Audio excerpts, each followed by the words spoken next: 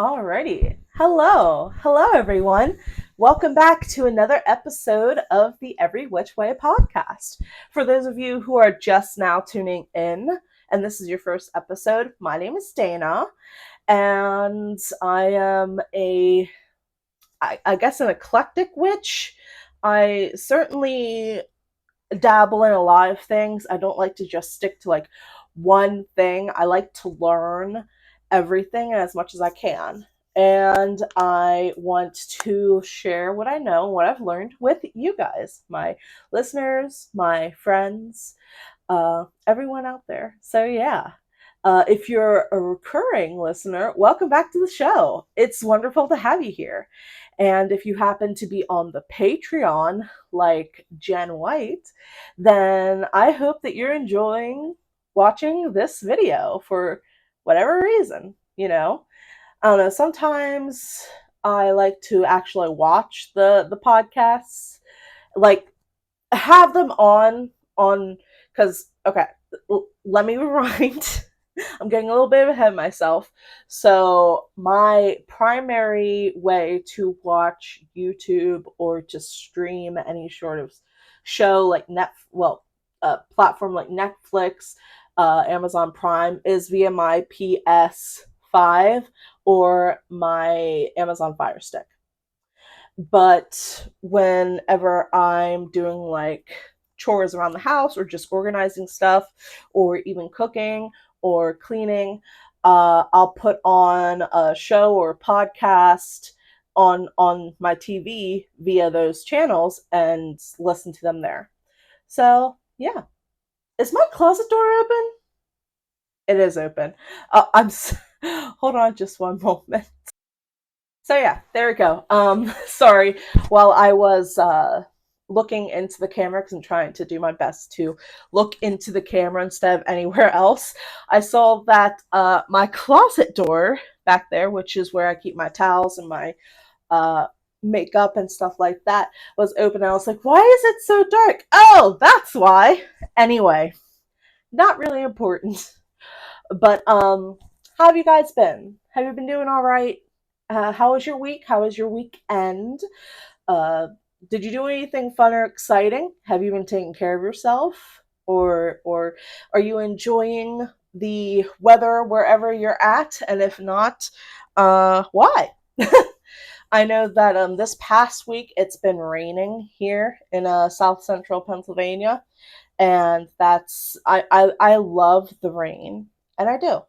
I like just having it happen while I have like a good book or a cup of tea, and I'm just able to like just chill and enjoy myself. When I have to go to work, though, I don't really like it because it just makes me want to be at home. Granted, work in general just makes me want to be at home. I just always want to be at home. That's where my cats are, it's where my stuff is. But yeah. Um, some exciting news for me anyway, I think it is. If you don't know, I am a huge Zelda fan. I actually have a tattoo.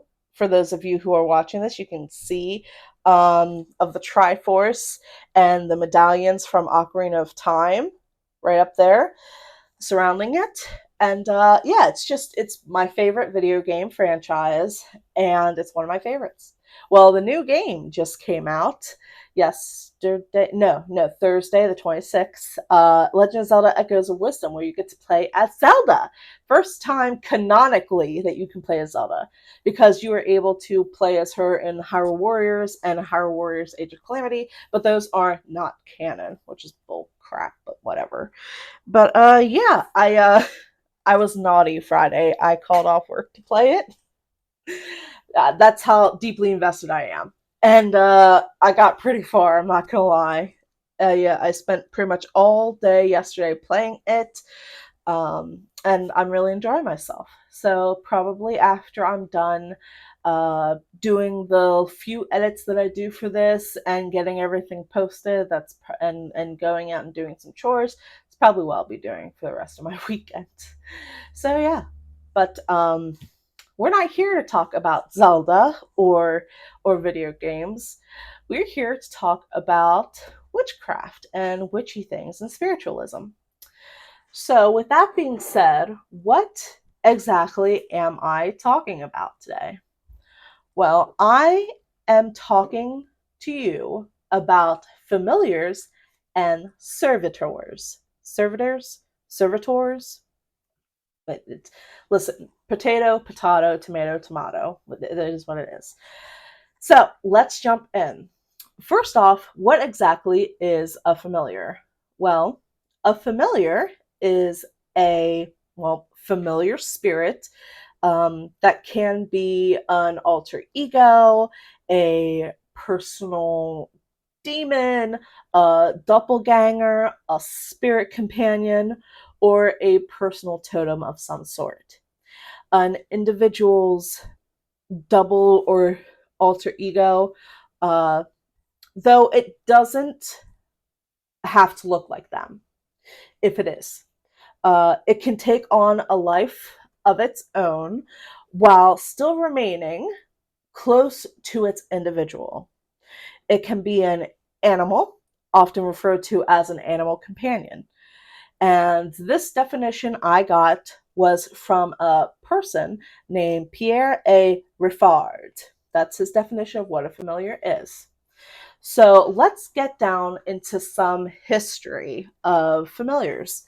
So, most documented witchcraft trials, mainly from England and Scotland, have mentions of familiars in some way, typically in the form of an animal. Such familiars were viewed as magical helpers, often harming other people and their belongings on the witch's behalf. In return, that witch would provide them with food and a home to live in. Okay, so it's a partnership, at least according to these witchcraft trial documents. And while they can eat foods such as bread, milk, beer, and cake, it was more common for them to be fed the witch's blood via sucking certain spots on her body, like warts or moles. And these spots were called witches' teats. Yeah, there you go. Historic depictions of familiars have them more as demonic animals, sometimes normal or ordinary animals, sometimes as fantastical monstrosities. So, frequent animals seen in these trials and documents depict cats, dogs, toads, insects, owls, mice, and ferrets. Scholars believe that the witches feeding their familiars via a teat was a tangible or physical way to find and convict these witches, if they were actually witches. Any nipple like bump, so again, going back to that wart or mole, could and would be seen as physical evidence that a witch's familiar demon sucked their blood. Familiars were seen as beings with agency and not innocent accomplices. So these were entities all on their own. These weren't like golems or servitors. They were their own being with their own thoughts and their own autonomy. Okay, I hope that makes sense because it made sense to me when I was doing the research and writing this stuff out. But yeah, these were demons made corporeal. So for these people during the time of the witch craze or the 15th to 17th centuries in, again, mostly England and Scotland, but also other parts of Europe, these were seen as demonic beings. To people, familiars were evidence of the permeable boundary that existed between humans and animals. They were the presence of demonic, of demons, of demonic rituals and blood feeding among practitioners of magic.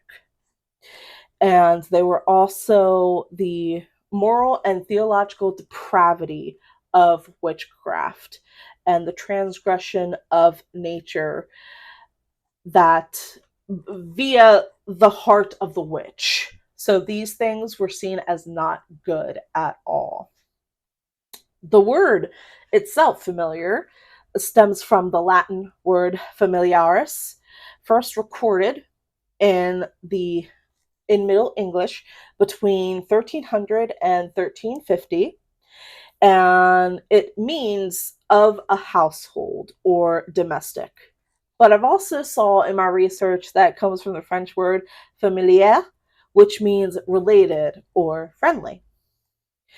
Primarily un-English, I can't read my own writing, un-English phenomenon. It was first referenced in law in the 1604 Witchcraft Act. And we're going to hold on just one momento. Sorry, I had to take a little tea break there for those of you who are just listening. Okay, so I'm going to have to actually, I have my notes propped up against my computer screen, but now I'm going to have to read like closely because one, my eyes are bad, but also because my handwriting is atrocious. So a fella by the name of William of Malmesbury, he had this writing, this documentation called the Gesta Regum Anglorium, and it is considered the first text to reference a witch's relationship to a familiar. Okay, now I'm going to set this back down where I had it. There we go. Everything's nice and easy. Okay. Widespread wow, let's do that again. Widespread popular belief in familiars didn't really come about prior to the 1560s in England. Prior to the 17th century, familiars were familiars and imps both were believed to be a species or manifestation of the fae folk. Terms such as familiar, imp, brownie, and fairy were kind of, in a way, interchangeable. I don't want to say that they positively were, but they were treated as all part of the same family and species. I hope that makes sense. This is due to the similarities between them, such as shape-shifting into animals and their joy of playing pranks. Sometimes malicious, mean pranks, and sometimes just little harmless ones.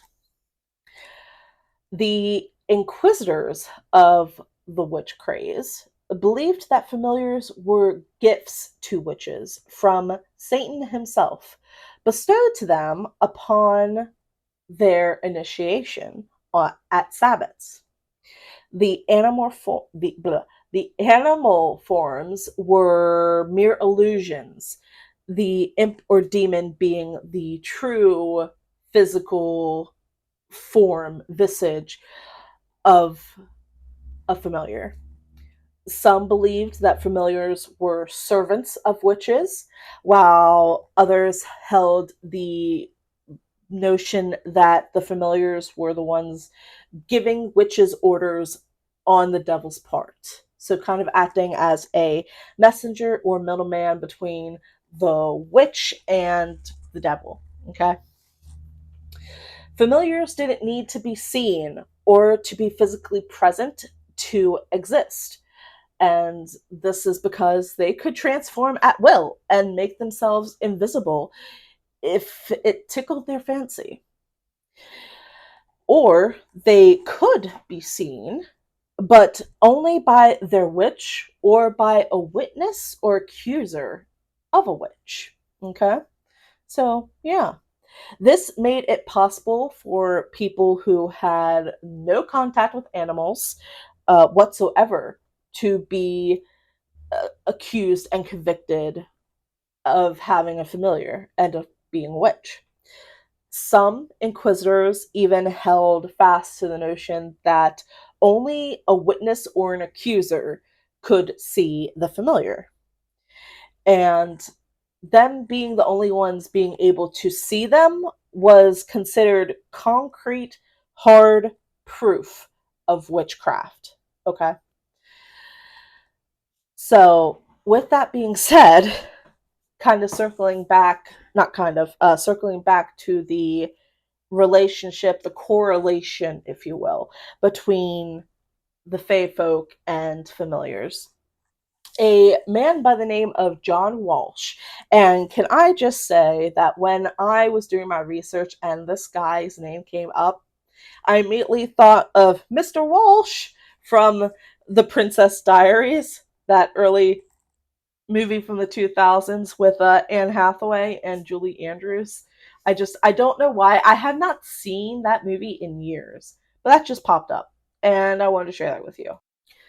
Anyway, John Walsh from Dorset in August of 1566 was brought in on accusations of sorcery.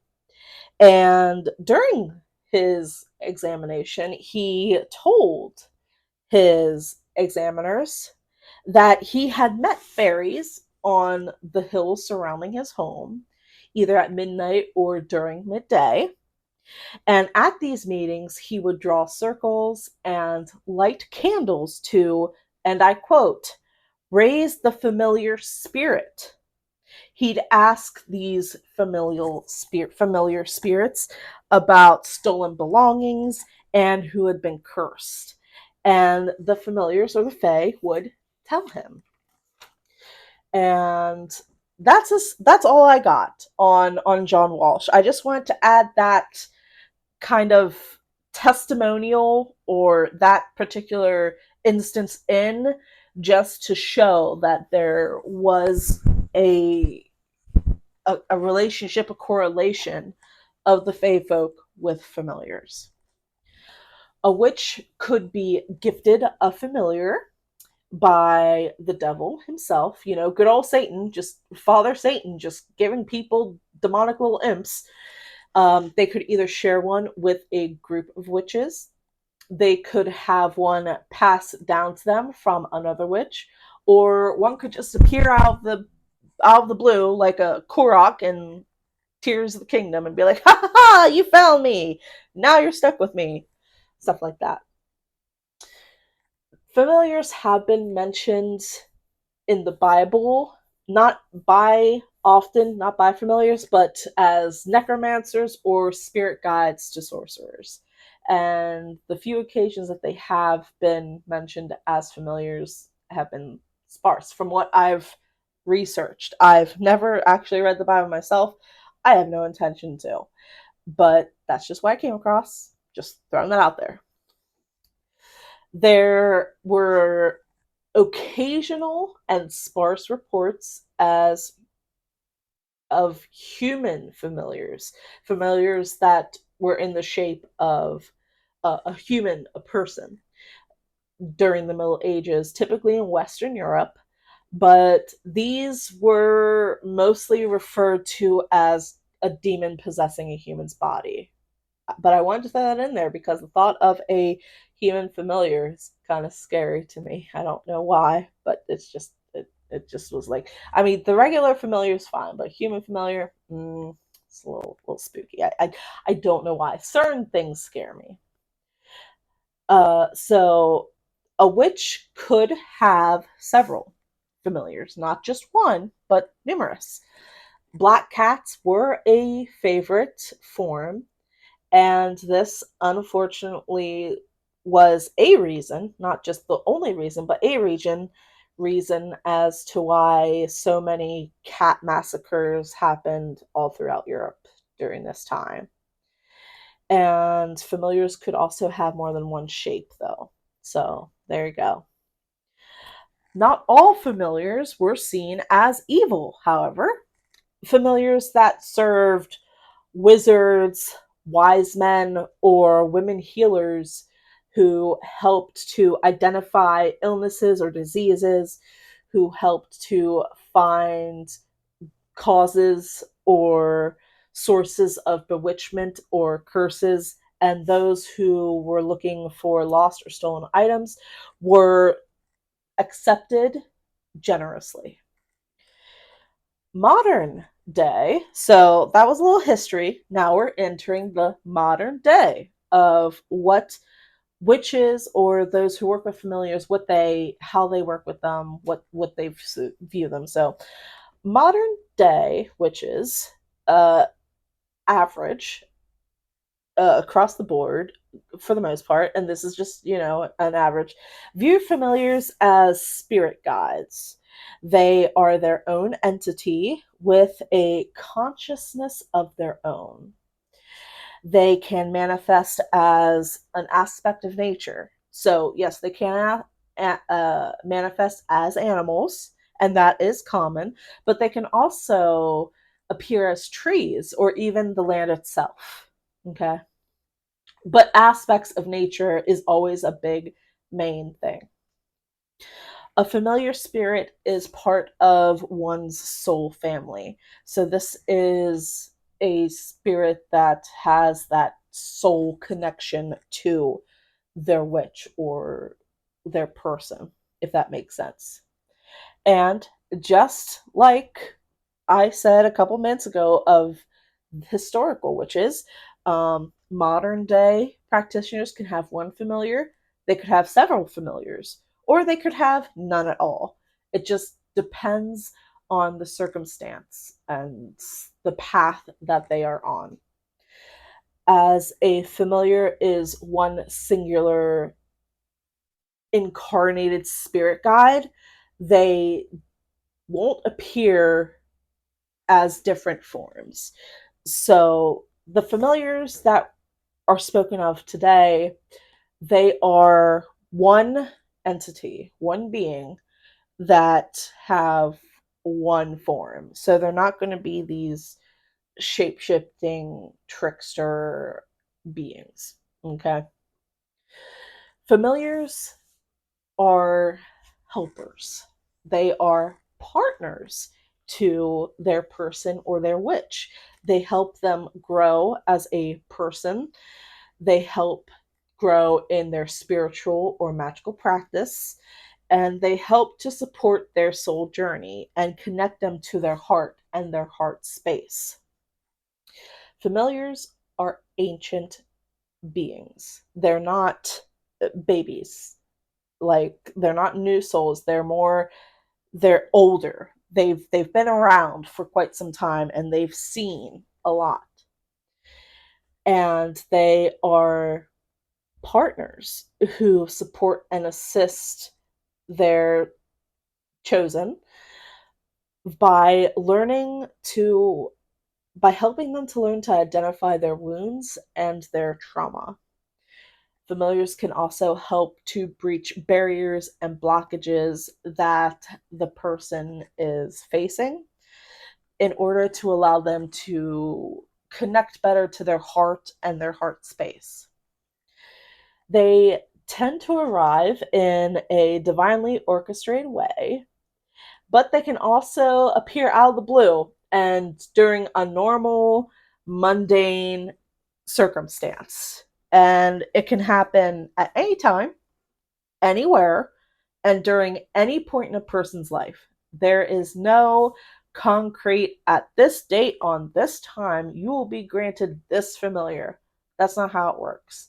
They come when they want to, when it's time to, or whatever, whenever. And that's what I have on familiars.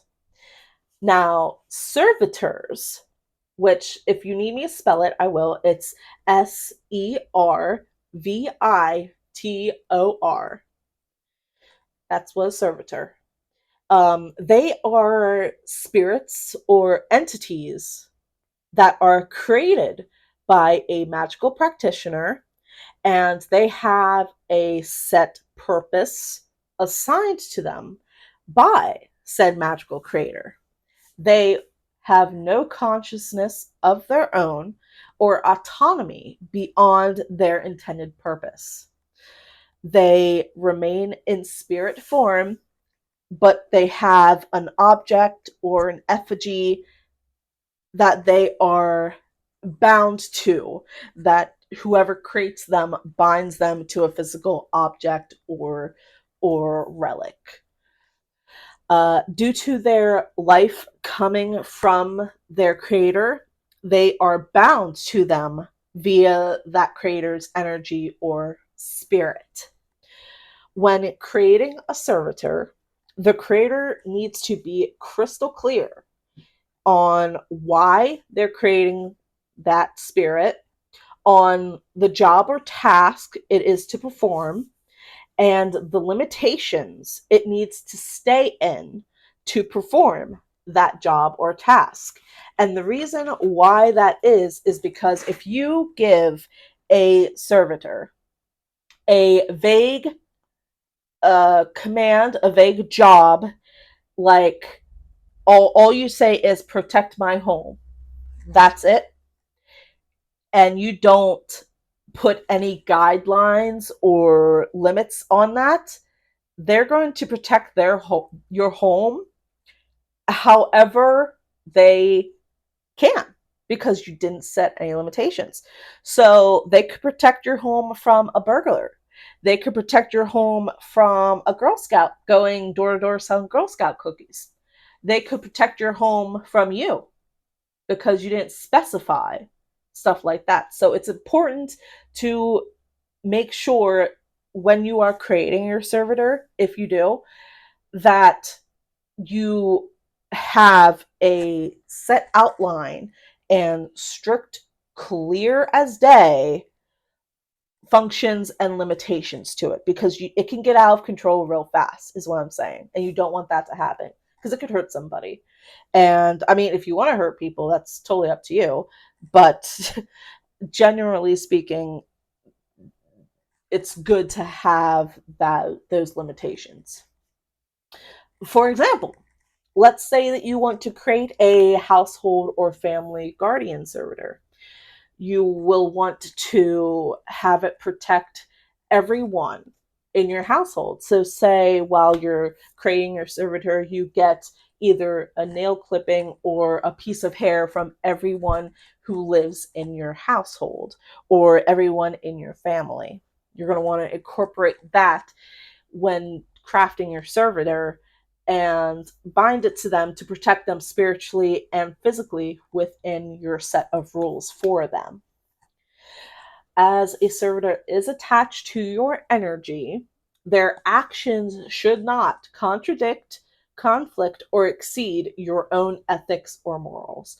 So if you're against murder, don't be like, hey, servitor, go and kill this person. That's kind of contradictory and hypocritical. And maybe don't do that. I'm just saying. So servitors are advanced thought forms, okay? And they have a creative process. And I'm going to share that creative process with you here in case you are interested in creating your own.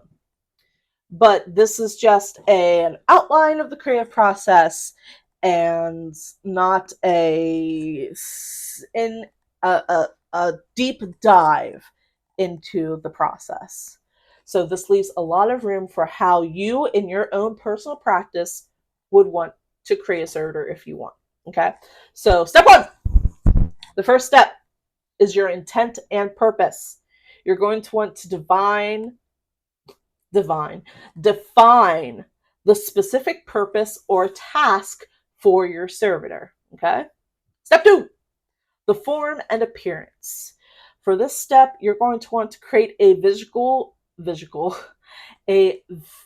visual or symbolic representation of your servitor. And this can include unique traits and characteristics. So, one example that I saw is that someone creates a servitor, their servitors, when they do them, with air drying clay, and they have them shaped or molded into that physical form for for the specific servitor it's intended to. If that makes sense, I hope that makes sense. Number 3, intent and energy infusion. So this is where you're going to charge your servitor and the physical vessel itself with your own energy and with the intention that with its intended purpose.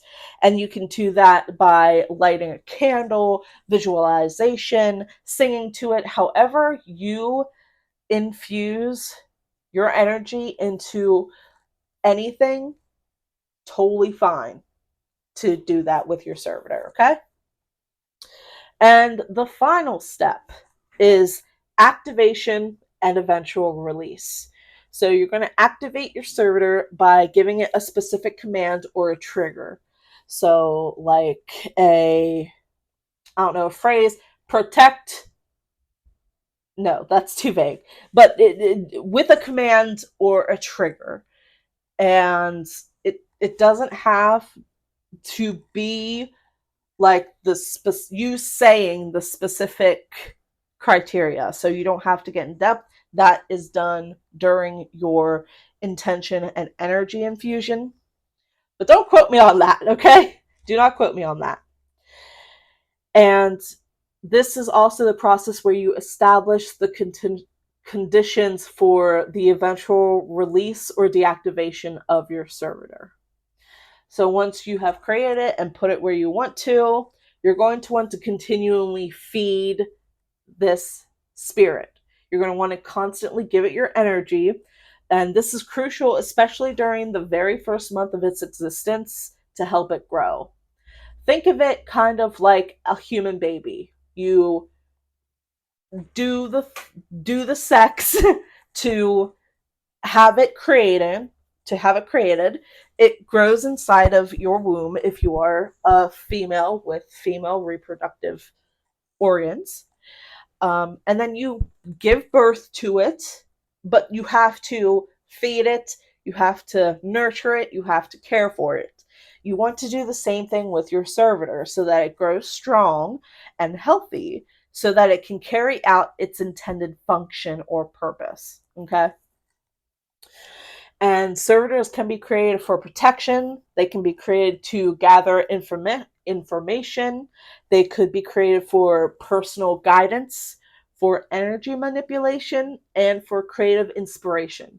There are a lot of other things as well, but those were the top ones that I saw. They are a good choice for a being, an entity, I suppose, because they're flexible. You can customize them. They can help to bolster self or personal empowerment, and they can work independently and without needing their creator's constant involvement. So while you may be feeding your energy to it like every day for at least for that first month, however much time you want to, after that first crucial month, you don't need to like baby it and attend to it quite as closely as you would like going back to that human baby metaphor.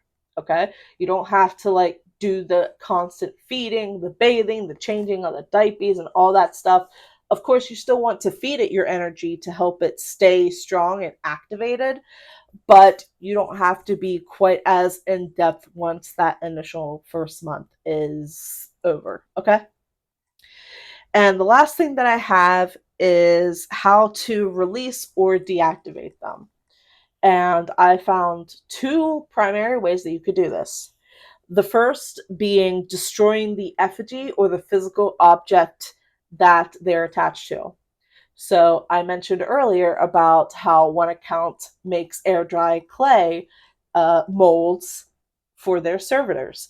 Smashing or destroying that mold would release or deactivate the servitor. Okay? But you could also starve it by not giving it your energy or feeding it any of your own energy or giving it acknowledgement. By ignoring it, you can starve it and it will wither away and die. And I wanted to add that because I know for me sometimes I do like spell jars and then I put them somewhere and I forget about them and I don't give them the energy that they need and they kind of fizzle out and deactivate. You don't want that to happen because that was kind of a waste of your energy, your time, the materials that you did. And of course, the purpose that you created for it no longer is served. But that's what you can do if you want to deactivate or release your servitor. And that is all I have on familiars and servitors. So to recap, modern day familiars are seen as spirit guides in a way. They're spirits who are their own entity. They've been around for far longer than any of us have on this planet in this lifetime. And they're here to help us. They are part of our soul family. They're here to help us grow and mature, to overcome the obstacles that are in our life so that we can sit in our heart space and love and be the people that we want to be. Servitors are manifestations that we create for a specific purpose that perform their duty within a specific set of rules or guidelines. They don't have any autonomy like familiars, and they only do the function that they were created to do. Okay? And like I said, that's all I got for you guys today. I hope that that was informative. I hope that I didn't fumble too much. I know that I talk and think. Sometimes I talk faster than what I'm thinking. Sometimes I think faster than what I talk. So I can jumble my words together and I just have mush mouth.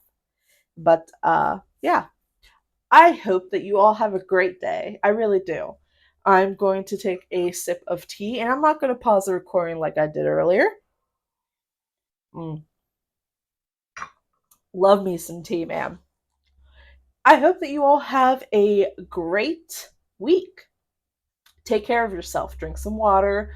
Eat a vegetable, okay, or fruit. Something. Do something good for yourself and your body. And more importantly, have a marvelously magical Monday. I will see you guys all in the next recording. And before I turn off the recording, again, like I said, mush mouth. If you guys could do me a huge favor and share this podcast with whoever, that would be great. I would greatly appreciate it. I know it gets old and tiring hearing creators constantly be like, share, and subscribe. But they do that because it does help, and it would genuinely help if you just spread the word of this podcast. I would appreciate it. While I'm on this tangent, I was looking at my statistics, and my goodness, uh, this podcast has gone to different countries I never thought, like Germany, which is cool, Russia, also pretty neat, but also India. We've got Peru and Chile. It's just so cool how with I know that technology has been around, like modern technology has been around. We've been able to spread and connect to places that maybe physically we can't get to because of reasons. But to know that people in other countries like England, my goodness, are listening to me, that's just it's something else. It's something else and it's special. And it just every time I look at them and a new country pops up and just like, wow. Or even when I'm just looking at them and it's just the same old. I'm just like, my goodness, I cannot believe that I've reached these people. And it's so cool and it's very humbling. So thank you. Even if you don't share or spread the good word about the podcast, just having you, the listener, yes, you listener, listening to me is amazing. And it's very rewarding for me. And I cannot express my gratitude enough. But I hope that it reaches you and that the gratitude that I do feel comes off as sincere when I say thank you. Thank you. Have a great day, guys. I will see you in the next one.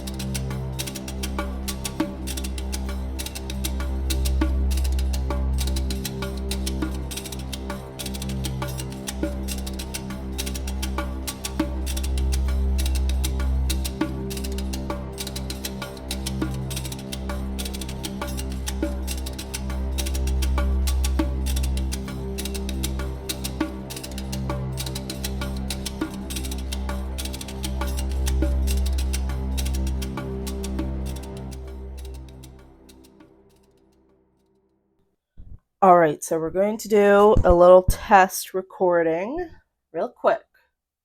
Whenever we're meant to be together.